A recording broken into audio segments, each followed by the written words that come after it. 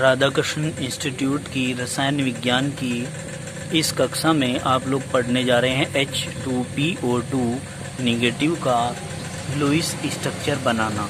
ठीक है जी, इसका लुईस स्ट्रक्चर आप कैसे बनाते हैं इस चीज़ को आपने समझना है। सबसे पहले आप H2PO2 को देखेंगे किस प्रकार से आप रखेंगे। हम यहाँ क्या करेंगे, यहाँ फास्फोरस रखेंगे, यहाँ पर हाइड्रोजन रखेंगे, एक हाइड्रोजन यहाँ पर रखेंगे, एक ऑक्सीजन यहाँ पर, एक ऑक्सीजन यहाँ पर रखेंगे। तो इस प्रकार से आपके सभी जितने भी यौगिक के अंदर तत्व आ रहे हैं वो आप एडजस्ट कर लेते हैं। फिर इसके बाद क्या करते हैं, इस बात को ज़रा ध्यानपूर्वक देखना है।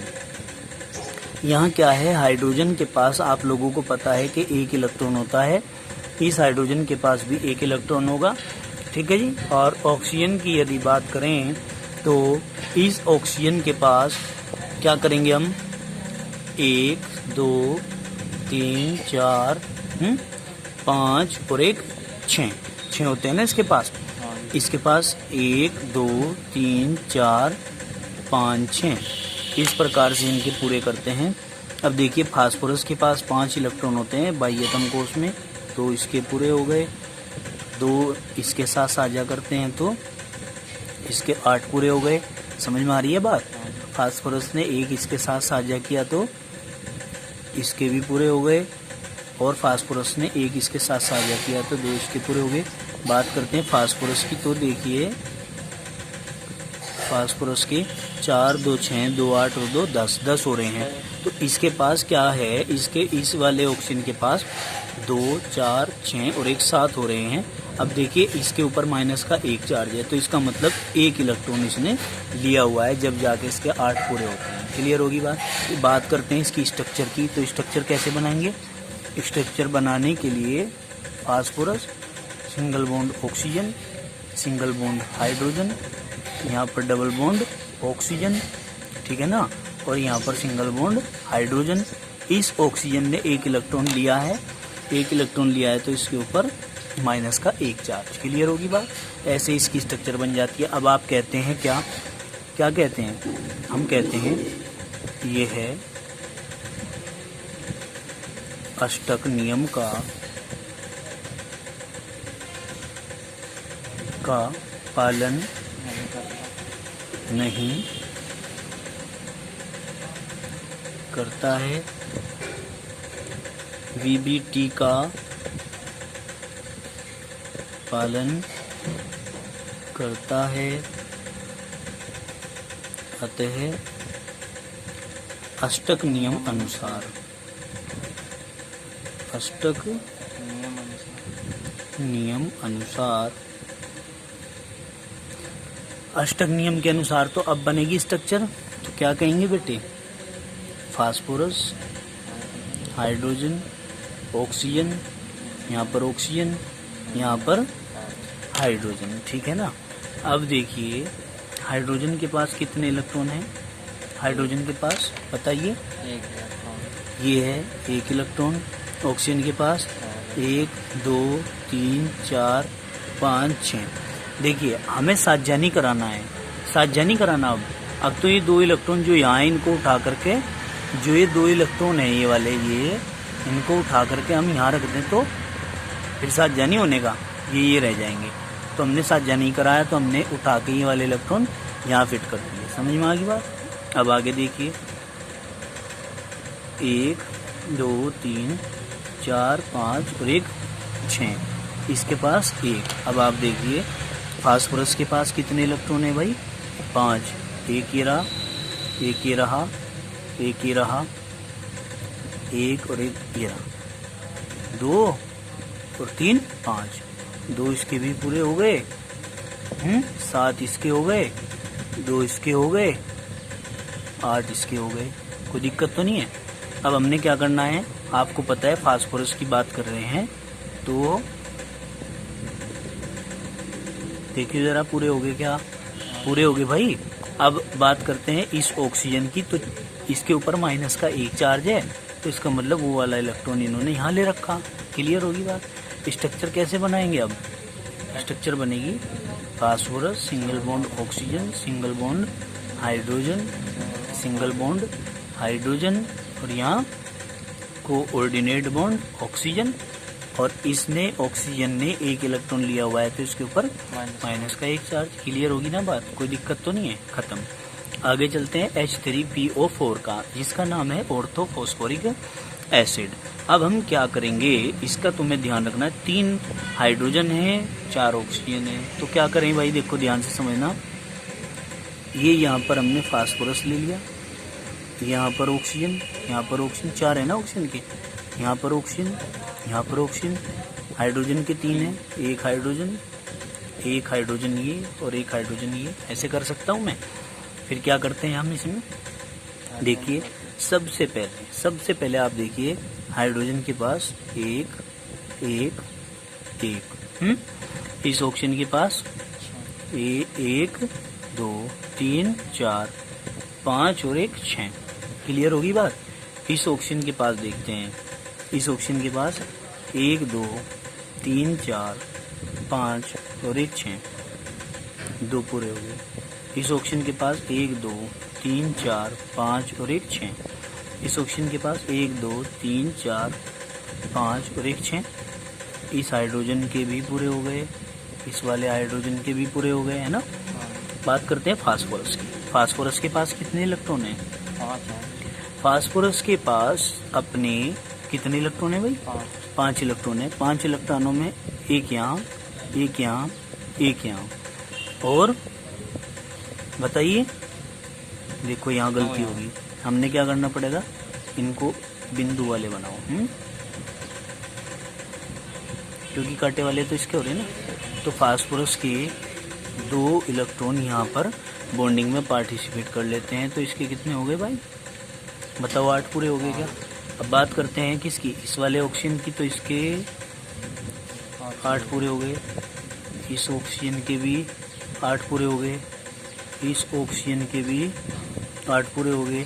फास्फोरस की बात करते हैं तो बेटे 4 2 6 और 2 8 और 2 10। तो इस प्रकार से इसके तो ज़्यादा हो रहे हैं, है ना। इसकी स्ट्रक्चर बनाइए, स्ट्रक्चर कैसे बनेगी, यहाँ phosphorus single bond oxygen single bond hydrogen चल रहे, अच्छा नहीं, ऑक्सीजन और सिंगल बॉन्ड हाइड्रोजन जीते रहो भाई। यहाँ पर डबल बॉन्ड जीते रहो बेटा, ऑक्सीजन जीते रहो, single bond oxygen single bond hydrogen, ऐसे इसकी हम स्ट्रक्चर बना देते हैं, कोई बात कर ले आइए भाई, ठीक है बेटा, ये बन जाएगी स्ट्रक्चर। अब हम क्या करेंगे इसकी, हम कहेंगे अष्टक नियम का पालन तो हो नहीं रहा, तो हम क्या कहेंगे यहाँ, ये है अष्टक नियम का पालन, यहाँ हाथ रखो इसमें, पालन नहीं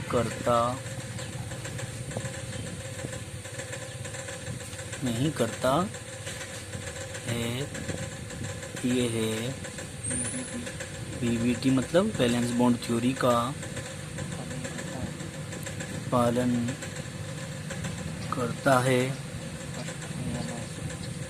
अब इसके बाद लिखेंगे अष्टक नियमानुसार, अष्टक नियम के अनुसार चलेंगे अब हम, है ना। कैसे चलेंगे देखो ध्यान से, समझने की बात है भाई, कैसे समझेंगे भाई, हाइड्रोजन है, ऑक्सीजन है, फास्फोरस है, ऑक्सीजन है, हाइड्रोजन है ना, यहाँ ऑक्सीजन है, यहाँ हाइड्रोजन है, यहाँ ऑक्सीजन है, एटम इस प्रकार से वितरित हो रहे हैं। हाइड्रोजन के पास कितने इलेक्ट्रॉन हैं, देखो जी, एक इसके पास, एक इसके पास, एक इसके पास, एकक है ना हाइड्रोजन के पास। तो अब देखो इसके पास कितने हैं, इसके पास हैं क्या भाई, देखो इसके पास इलेक्ट्रॉनों की संख्या होगी। अब देखो हम एक चीज़ और बताना चाह रहे हैं, ये 2 इलेक्ट्रॉन थे, अब की बार ज़्यादा हो रहे इलेक्ट्रॉन, साथ जा नहीं कराते। अब हम फास्फोरस के द्वारा ऑक्सीजन को पूर्ण रूप से 1 इलेक्ट्रॉन का जोड़ा भेजेंगे, है ना। तो ये जो 2 इलेक्ट्रॉन है, ये इधर की बजाय उधर भेज दूँ, कोई दिक्कत तो नहीं है भाई। ये जो 2 इलेक्ट्रॉन है इसके, इनको भेज दूँ मैं पहली तरफ। तो मैंने क्या किया, ये किया 1 2 3 4 5 6 पूरे हो गए, 6 के 6 पूरे हो गए। अब बात करते हैं किसकी, इन ऑक्सीजन की। देखो ध्यान से, इनके पास 1 2 3 4 5 6, 2 पूरे, 1 2 3 4 5 6, 2 इसके पूरे, 1 2 3 4 5 6, 2 इस हाइड्रोजन के पूरे हो गए बेटा, ये देखो यहाँ दिखा दो, 2 पूरे हो गए। फिर क्या करेंगे इसके बाद हम बात करते हैं किसकी, फास्फोरस की। फास्फोरस के पास कितने इलेक्ट्रॉन है, 5। एक यहाँ भाग ले लेता है तो 8 इसके पूरे हो जाते हैं। फास्फोरस का एक यहाँ भाग ले लेता है तो इसके भी पूरे हो गए। फास्फोरस ने 1 इलेक्ट्रॉन ने यहाँ भाग ले लिया, 2 इलेक्ट्रॉन इसके भी पूरे हो गए। फास्फोरस के 1 2 3 4 और 1 5, 2 इसके भी पूरे हो गए। बात करते हैं फास्फोरस की। फास्फोरस के पूरे हो रहे हैं क्या, देखो 2 4 6 और 2 8। लो भाई, फास्फोरस के 8 पूरे हो रहे हैं। ठीक है, फास्फोरस के 8 पूरे हो रहे हैं तो स्ट्रक्चर कैसे बनेगी, देखिए, phosphorus single bond oxygen, single bond hydrogen, single bond oxygen, single bond hydrogen, single bond oxygen, single bond hydrogen, यहाँ पर ऑक्सीजन और ये कोऑर्डिनेशन बॉन्ड। समझ में आ गई बात। ये मैं बना रहा हूँ, बहुत अच्छे लग रहे हैं, लेकिन इनका वास्तविक रूप में अभ्यास तब हो पाएगा जब आप इन्हें खुद बनाओगे अपने हाथों से। ठीक है, आगे चलते हैं। अब देखिए आपके पास आता है क्या, PO4 3 निगेटिव। क्या आता है भाई, PO4 3 निगेटिव। अब देखो PO4 3 निगेटिव में क्या करेंगे हम, आपने 3 निगेटिव चार्ज हैं इसके ऊपर, कितने, 3 निगेटिव चार्ज हैं। तो इस बात को समझना है भाई। कैसे बना सकते हो, देखो ये करो, यहाँ पर ये P 1 2 3 और 1 4, यही तो है। क्या करें, अब समझने की बात ये है, यहाँ जो चिंताग्रस्त बात है वो ये है। अब हम क्या करें, करें तो करें, क्या करें, देखो अब 3 माइनस के चार्ज आ रहे हैं, तो इसका मतलब एक तो इस ऑक्सीजन ने ले लिया, एक इस ऑक्सीजन ने ले लिया, एक इस ऑक्सीजन ने ले लिया, 3 तो यही हो गए, पहले ही दिखा दिया हमने। अब बात करते हैं ऑक्सीजन की। ऑक्सीजन के पास कितने होते हैं, 6 होते हैं ना, 1 2 3 4 5 और 1 6, 1 2 3 4 5 1 6। जो साझा करेगा उसको थोड़ा आगे को दिखा दिया, 1 2 3 4 5 और 1 6 है जी, 1 2 3 4 5 है और 1 6, क्योंकि 8 करने हैं फास्फोरस के। अब समझ लेना क्या करेंगे, फास्फोरस के पास कितने हैं, 5, एक नया साथ जग गया, एक नया, इसके 8 पूरे हो गए, इसके भी 8 पूरे हो गए और इसके भी 8 पूरे हो गए। फास्फोरस के पास कितने इलेक्ट्रॉन बच रहे, 2। 2 की अगर मैं साझा दिखाऊं तो डबल बॉन्ड दिखाएंगे, फिर वही कहेंगे कि VBT का पालन करता है, अष्टक नियम का पालन नहीं करता है। ठीक है, क्योंकि 6 तो यही हो गए, फिर हम अष्टक नियम के अनुसार दूसरा बनाएंगे, तो मैंने डायरेक्ट दूसरा ही बना दिया है। समझ रहे होंगे आप लोग मेरी बात। तो 2 इलेक्ट्रॉन ये है यहाँ, ये दिखा दो। अब क्या करना है, यदि हम फास्फोरस की चेक करें तो देखिए हमारे कितने पूरे हो रहे हैं, 8 पूरे हो रहे हैं ना, 8 पूरे हो रहे हैं। तो हमने क्या किया, हमने ठाके डायरेक्ट दिखा दिया, ये P single bond O, single bond O, single bond O और यहाँ कोऑर्डिनेशन बॉन्ड O, और जिन्होंने इलेक्ट्रॉन ले रखे हैं उनके ऊपर दिखा दिया भाई, इन्होंने ले रखे हैं इलेक्ट्रॉन। समझ में आई बात, कोई दिक्कत तो नहीं है। अब बात करते हैं H4P2O7 की, किसकी भाई, H4P2O7 की। अब इसमें थोड़ी सी बात जो है वो समझने योग्य है। कैसे समझेंगे, इस स्ट्रक्चर को। ठीक है जी। अब इसे ध्यान से देखना, H4 है, P2 है और O7 है। तो मतलब इसमें क्या ध्यान रखना है, P O P, POP हो गया। ठीक है। और एक ये रहा, एक ये रहा, एक ये रहा, एक ये रहा। ठीक है। 2 4 5, एक ये 7 हाइड्रोजन के 4 हैं। एक ये रहा, एक ये रहा, एक ये है, एक बेटा ये है। पूरे हो गए भाई। हाइड्रोजन के 4 हो गए, ये ऑक्सीजन के 7 हो गए और फास्फोरस के 2 हो गए। स्ट्रक्चर बनानी है आपको। वैसे ही डर लग रहा होगा कि बहुत बड़ी स्ट्रक्चर बनेगी, है ना, लेकिन है छोटी स्ट्रक्चर, कोई दिक्कत वाली बात नहीं है। ठीक है, समझ लो ध्यान से। हाइड्रोजन के पूरे कर दो सबसे पहले तो। इसके पूरे कर दो हाइड्रोजन के। ऑक्सीजन के पास 1 2 3 4 5, 1 2 3 4 5, 1 2 3 4 5, 1 2 3 4 5, छठा इसका ये रहा, इसका ये रहा, इसका ये रहा, इसका ये रहा। समझ में आ गई बात? यहाँ तक कोई दिक्कत तो नहीं है। अब इस ऑक्सीजन के 1 2 3 4 और एक 5 और एक 6, क्लियर होगी बात? मैं इस फास्फोरस की करता हूँ पूरे। इस फास्फोरस ने 1 इलेक्ट्रॉन तो यहाँ दिया, 2 तो इसके पूरे हो गए और 8 इसके पूरे हो गए। दिया नहीं, यहाँ साझा किया। देना तो हम कह रहे हैं, बाकी ये कर तो रहा साझा। यहाँ फास्फोरस ने 1 इलेक्ट्रॉन का साझा यहाँ किया, 2 इसके पूरे, 8 इसके पूरे। ठीक है। फास्फोरस ने 1 इलेक्ट्रॉन इसके साथ साझा किया, इसके फास्फोरस ने 1 इलेक्ट्रॉन का इसके साथ साझा किया। देखियो 8 पूरे हो गए क्या? फास्फोरस ने 1 इलेक्ट्रॉन यहाँ का साझा किया, 2 इसके पूरे हो गए और 8 इसके पूरे हो गए। फास्फोरस ने 1 इसके साथ साझा किया, 2 इसके पूरे बेटा और 8 इसके पूरे। अब देखिए फास्फोरस के पास कितने बच रहे? 1 2 3, 2 बच रहे।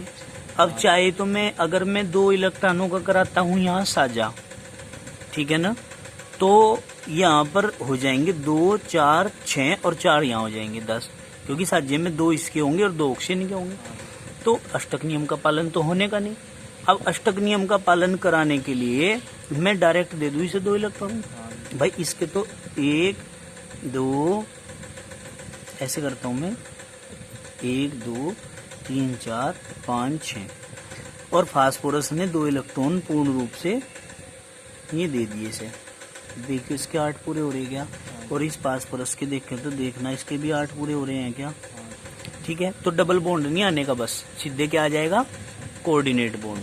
ठीक है। अब इसमें क्या करेंगे? 1 2 3 4 5 6 और फास्फोरस ने क्या किया? 2 इलेक्ट्रॉन इसको पूर्ण रूप से दे दिए। ये होगी भाई फास्फोरस के 2 4 6 8। ठीक है, ये बन जाएगा।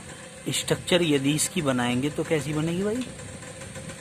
स्ट्रक्चर यदि बनाएंगे तो हम क्या करेंगे? Phosphorus, single bond oxygen, single bond hydrogen, single bond oxygen, single bond hydrogen, single bond oxygen, single bond phosphorus, single bond oxygen, single bond hydrogen, single bond क्या?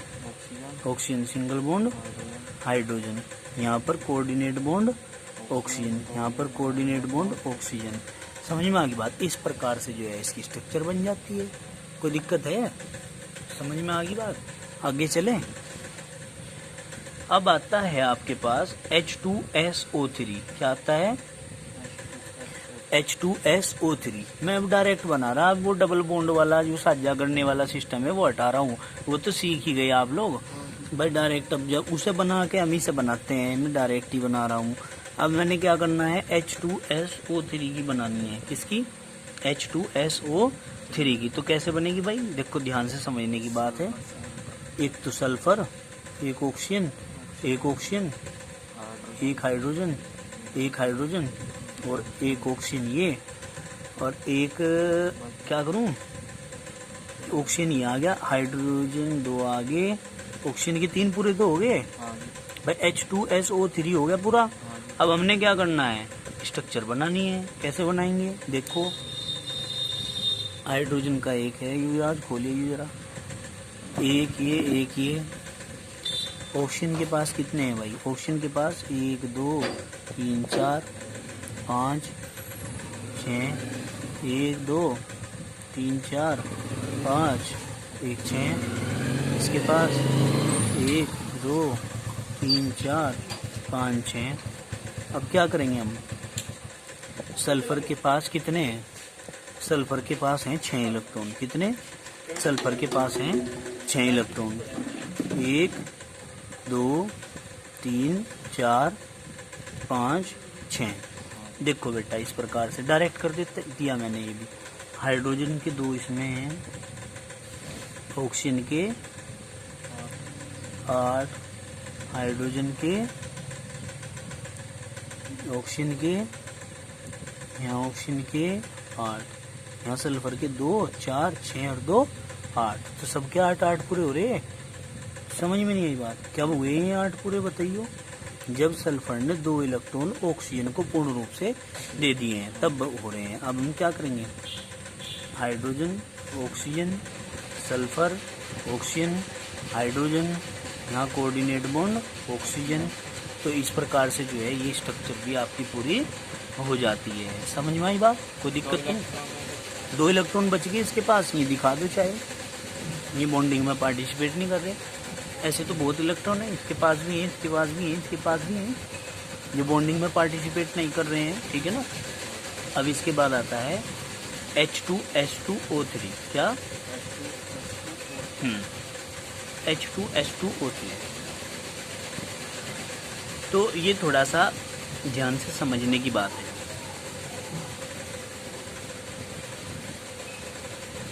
देखो बेटा, ऑक्सीजन ऑक्सीजन ऑक्सीजन H2S2O3, क्या करेंगे, एक hydrogen इसको दे दो, एक hydrogen इसको दे दो,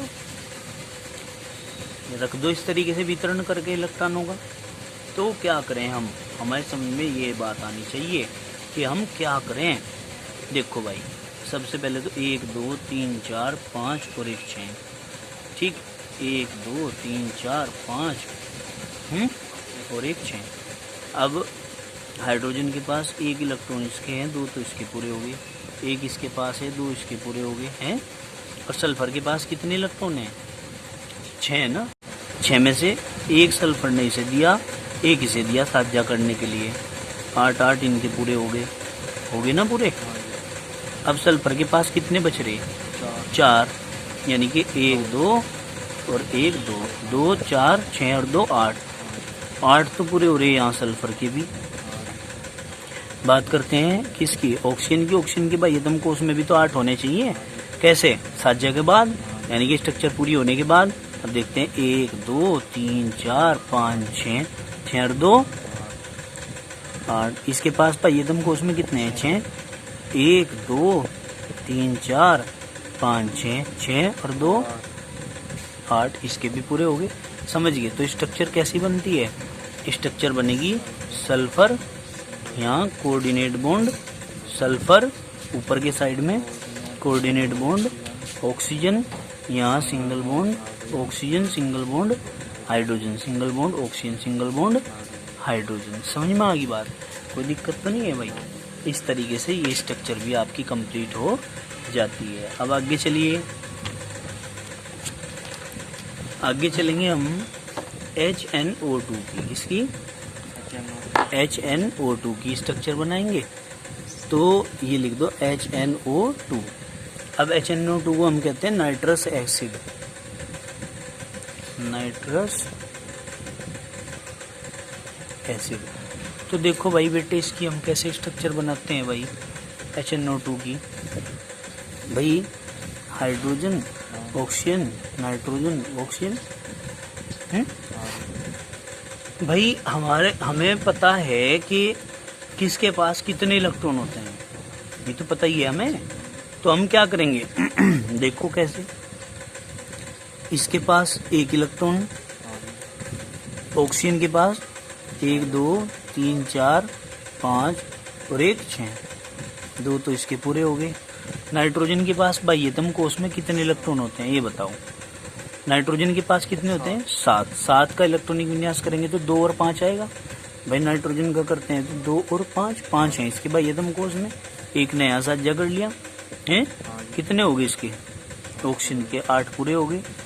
और नाइट्रोजन ने जो है 2 का साझा यहाँ कर लिया, 2 इसके पास बच गए, ठीक है नहीं। ऑक्सीजन के पास कितने हैं, ऑक्सीजन के पास 6 होते हैं, 1 2 3 4 5 6, तो ऑक्सीजन की तो साझा करके 8 पूरे हो रहे, 8 हो गए इसके तो भाई। नाइट्रोजन के साझा करके इसके भी 8 पूरे हो रहे, ठीक है। तो इसका मतलब इसमें कोऑर्डिनेट बॉन्ड नहीं बनेगा, क्यों, क्योंकि वो अष्टक नियम का पालन कर रहा है, ठीक है ना। क्यों, अगर हम ये 2 इलेक्ट्रॉन नाइट्रोजन के पूर्ण रूप से इसे देवें तो यहाँ तो 2 4 6 ही होंगे, और इसके भी कितने होंगे, इसके 8 पूरे हो जाएंगे, तो इसके तो नहीं होने के पूरे। तो इसका मतलब यहाँ पर डबल बॉन्ड वाला ही काम करेगा फॉर्मूला। यहाँ hydrogen, single bond oxygen, single bond nitrogen, double bond oxygen, ये 2 लोन पेयर, वो 1 लोन पेयर इसके ऊपर जोगा तो दिखा दो। समझ में आई बात, कोई दिक्कत तो नहीं है। इसके बाद आगे क्या आता है, इसके बाद आता है NO2 निगेटिव, ये बेटे NO2 निगेटिव, ठीक है ना। देखो NO, अब आप कह रहे हैं कि एक निगेटिव भी है, तो इसका मतलब जो ले रखा है इलेक्ट्रॉन वो तो ये दिखा दो पहले ही। तो हमने क्या करना है, 1 2 3 4 5 6, नाइट्रोजन के पास कितने हैं भाई, नाइट्रोजन के पास 5 हैं, तो एक तो ये हो गया, एक ये रहा, 2 ये रे, 2 ये रे, इसके तो 8 पूरे हो गए इस तरह। ऑक्सीजन के पास कितने होते हैं बेटे, 6 में से 2 ने तो कर लिया साझा, 3 4 5 6, तो क्या करेंगे भाई 8 इसके, समझ गए। अब क्या लिखेंगे हम, oxygen, single bond nitrogen, double bond oxygen, इसके ऊपर 2 चार्ज, 2 इलेक्ट्रॉन, और इसके ऊपर 1 माइनस चार्ज। इस प्रकार के इसकी स्ट्रक्चर बन जाती है, समझ गए। अब एक आती है HClO, यहाँ तक कर लेंगे आज, ठीक है नहीं, HClO। तो क्या करेंगे, क्लोरीन, ऑक्सीजन, हाइड्रोजन, है कि नहीं। अब क्या करूं मैं, देखो देखो भाई, 1 2 3 4 5 6 और 1 7, क्योंकि क्लोरीन के बाह्यतम कोश में 7 इलेक्ट्रॉन, इसके पास भी 1 इलेक्ट्रॉन। अब क्या करेंगे बेटे, 1 2 3 4, इसके तो 6 हो, 5 1 6, देखियो इसके पूरे हो गए क्या, देखो इसके भी पूरे हो गए क्या, और देखो इसके भी पूरे हो गए क्या, समझ में आई बात। तो क्या करेंगे, क्लोरीन ऑक्सीजन हाइड्रोजन के बीच में, chlorine single bond oxygen, single bond hydrogen bonding होती है, क्या होती है, इस प्रकार की बॉन्डिंग इसमें होती है। क्लियर होगी बात, कोई दिक्कत तो नहीं है जी। आज के लिए इतना ही काफ़ी, बाकी करेंगे कल, ये आप आगे तक बना के लाएंगे जितने भी होंगे। कल आयनिक व सहसंयोजी युक्त दोनों वाले चलेंगे कल को, ठीक है।